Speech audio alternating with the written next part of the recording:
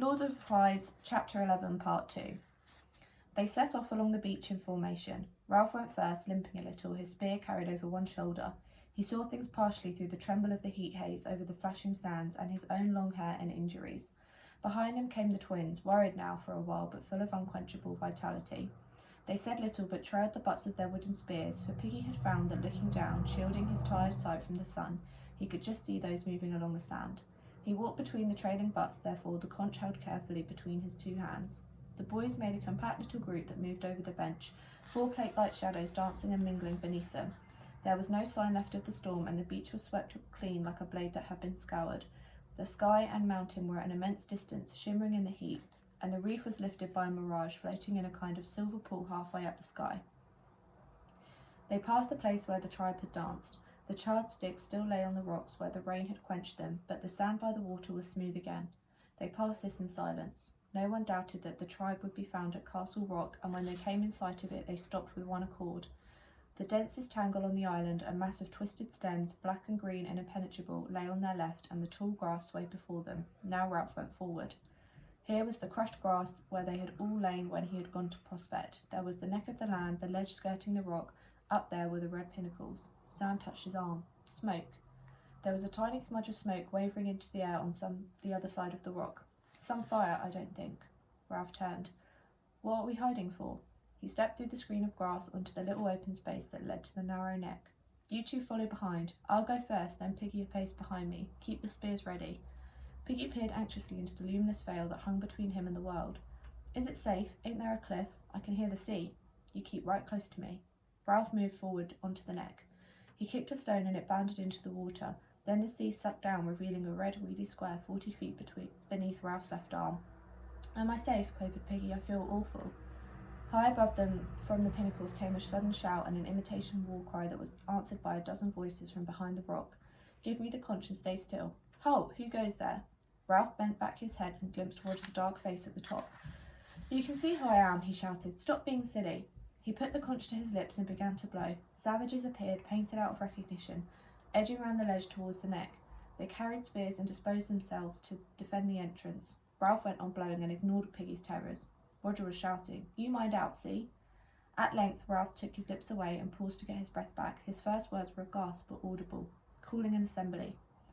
The savages guarding the neck muttered among themselves but made no motion. Ralph walked forward a couple of steps. A voice whispered urgently behind him, Don't leave me, Ralph. You kneel down, said Ralph sideways, and wait till I come back. He stood halfway along the neck and gazed at the savages intently. Freed by the paint, they had tied their hair back and were more comfortable than he was. Ralph made a resolution to tie his own back afterwards. Indeed, he felt like telling them to wait and doing it there and then, but that was impossible. The savages sniggered a bit, and one gestured at Ralph with his spear.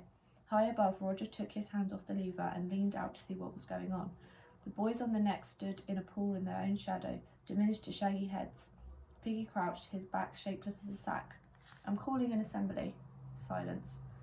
Roger took up a small stone and flung it between the twins, aiming to miss. They started, and Sam only just kept his footing. Some source of power began to pulse in Roger's body. Ralph spoke again, loudly. I'm calling an assembly. He ran his eye over them. Where's Jack? The group of boys stared and consulted. A painted face spoke with the voice of Robert. He's hunting, and he said we weren't to let you in. I've come to see you about the fire, said Ralph, and about Piggy Specs. The group in front of him shifted and laughed.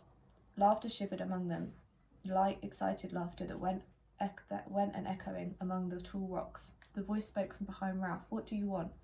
The twins made a bolt past Ralph and got between him and the entry. He turned quickly. Jack, identifiable by personality and red hair, was advancing from the forest. A hunter crouched on either side. All three were masked in black and green. Behind them on the grass, the headless and paunched body of a sow lay where they had dropped it. Piggy wailed, Ralph, don't leave me. With ludicrous care, he embraced the rock, pressing himself to it above the sucking sea. The sniggering of the savages became a loud, derisive cheer. Jack shouted above the noise, You go away, Ralph, you keep to your end. This is my end and my tribe, you leave me alone. The jeering died away. You pinched Piggy's specs, said Ralph breathlessly. You've got to give them back. Got to? Who says? Ralph's temper blazed out. I say! You voted for me, for chief. Didn't you hear the conch? You played a dirty trick. We'd have given you fire if you'd have asked for it.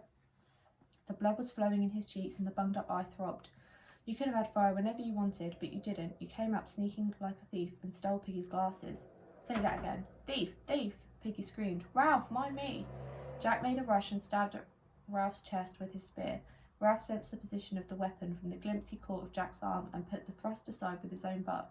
Then he brought the end round and caught Jack a stinger across the ear. They were chest to chest, breathing fiercely, pushing and glaring. Who's a thief? You are! Jack wrenched free and swung at Ralph with his spear. By common consent, they were using the spears as sabres now, no longer daring the lethal points. The blow struck Ralph's spear and slid down, to fall agonizingly on his fingers. Then they were apart once more, their positions reversed. Jack towards the castle rock and Ralph on the outside towards the island. Both boys were breathing very heavily. Come on then, come on. Traditionally they squared up to each other but just kept out of fighting distance. You come and see what you get. You come on. Piggy, clutching the ground, was trying to attract Ralph's attention. Ralph moved, bent down, kept a wary eye on Jack. Ralph, remember what we came for? The fire, my specs. Ralph nodded. He relaxed his fighting muscles, stood easily and grounded the butt of the spear. Jack watched him inscrutably through his pain. Ralph glanced up at the pinnacles, then towards the group of savages. Listen, we've come to say this. First, you've got to give back Piggy's specs. If he hasn't got them, he can't see. You aren't playing the game. The tribe of painted savages giggled, and Ralph's mind faltered. He pushed his hair up and gazed at the green and black mask before him, trying to remember what Jack looked like. Piggy whispered, and then the fire. Oh yes, then about the fire. I say this again, I've been saying it ever since we dropped in. He held out his spear and pointed at the savages. Your only hope is keeping a signal fire going as long as there's light to see. Then maybe a ship will notice the smoke and come and rescue us and take us home. But without that smoke, we've got to wait until some ship comes by accident. We might wait years till we were old. The shivering, silvery, unreal laughter of the savages sprayed out and echoed away. A gust of rays shook Ralph. His voice cracked. Don't you understand, you painted fools? Sam, Eric, Piggy and me, we aren't enough. We tried to keep the fire going, but we couldn't. And then you, playing at hunting, he pointed past them to where the trickle of smoke dispersed into the pearly air. Look at that. Call that a signal fire? That's a cooking fire. Now you eat and there'll be no smoke. Don't you understand? There may be a ship out there. He paused, defeated by the silence and the painted anonymity of the group guarding the entry. The chief opened a pink mouth and addressed Sam and Eric, who was between them and his tribe. You two, get back. No one answered him. The twins, puzzled, looked at each other, while Piggy, reassured by the cessation of violence, stood up carefully. Jack glanced back at Ralph and then at the twins. Grab them! No one moved. Jack shouted angrily. I said grab them! The painted group moved around Sam and Eric nervously and unhandedly. Once more the silvery laughter scattered. Sam and Eric protested at the heart of the civilization. Oh, I say, honestly, their spears were taken from them. Tie them up! Ralph cried out hopelessly against the black and green mask. Jack! Go on, tie them. Now the painted group felt the otherness of Sam and Eric, felt their power in their own hands. They felled the twins clumsily and excitedly. Jack was inspired. He knew that Ralph would attempt to rescue. He struck in a humming circle behind him, and Ralph only just parried the blow. Beyond them, the tribe and the twins were a loud and writhing heap. Piggy crouched again. Then the twins lay, astonished, and the tribe stood around them. Jack turned to Ralph and spoke between his teeth. See, they do what I want. There was silence again. The twins lay inexpertly tied up, and the tribe watched Ralph to see what he would do. He spoke to them through his fragile, glimpsed the ineffectual smoke. His temper broke. He screamed at Jack. You're a beast and a swine and a bloody, bloody thief. He charged. Jack, knowing this was the crisis, charged too. They met with a jolt and bounced apart. Jack swung with his fist at Ralph and caught him on the ear. Ralph hit Jack in the stomach and made him grunt. Then they were facing each other again, panting and furious, but unnerved by each other's ferocity. They became aware of the noise that was the background to this fight, the steady, shrill cheering of the tribe behind them. Piggy's voice penetrated to Ralph. Let me speak. He was standing in the dust of the fight, and as the tribe saw his intention, the shrill cheer changed to a steady booing. Piggy held up the conch, and the booing sagged a little, then came up to strength. I got the conch, he shouted. I tell you, I got the conch. Surprisingly, there was silence now. The tribe were too curious to hear what amusing thing he might have to say. Silence and pause, but in the silence a curious air noise close by Ralph's head. He gave it half his attention, and there it was again, a faint zup. Someone was throwing stones. Roger was dropping them, his one hand still on the lever. Below them, Ralph was a shock of hair and Piggy a bag of fat. I got this to say, you're acting like a crowd of kids. The booing rose and died again as Piggy lifted the white magic shell. Which is better, to be a pack of painted Niggers like you are ought to be as sensible like Ralph is. A great clamour rose among the savages. Piggy shouted again. Which is better, to have rules and agree, or to hunt and kill? Again the clamour, and again zup. Ralph shouted against the noise. Which is better, law and rescue, or hunting and breaking things up? Now Jack was yelling too, and Ralph could no longer make himself heard. Jack had backed right against the tribe, and they were a solid mass of menace that bristled with spears. The intention of a charge was forming among them. They were working up to it, and the neck would be swept clear. Ralph stood facing them, a little to one side, his spear ready. By him stood Piggy, still holding out the talisman, the fragile, shining beauty of the shell. The sound of a storm beat at them with an inclination of hatred. High overhead, Roger, with a sense of delirious abandonment, leaned all his weight on the lever. Ralph heard the great rock long before he saw it. He was aware of a jolt in the earth that came to him through the soles of his feet and the breaking sound of stones at the top of the cliff. Then the monstrous red thing bounded across the neck and he flung himself flat while the tribe shrieked. The rock struck Piggy a glancing blow from chin to knee. The conch exploded into 1,000 white fragments and ceased to exist. Piggy, saying nothing, with no time for even a grunt, travelled through the air sideways from the rock, turning over as he went. The rock bounded twice and was lost in the forest. Piggy fell 40 feet and landed on his back across that square red rock in the sea. His arms opened and stuff came out and turned red. Piggy's arms and legs twitched a bit like a pig's after it had been killed. Then the sea breathed again in a long, slow sigh. The water boiled white and pink over the rock, and when it was gone, sucking back again, the body of Piggy was gone.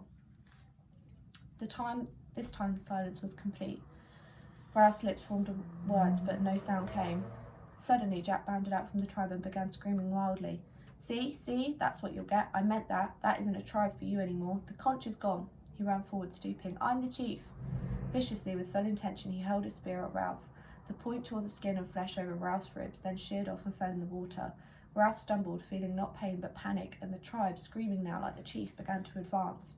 Another spear, a bent one that would not fly straight, went past his face, and one fell on high where Roger was.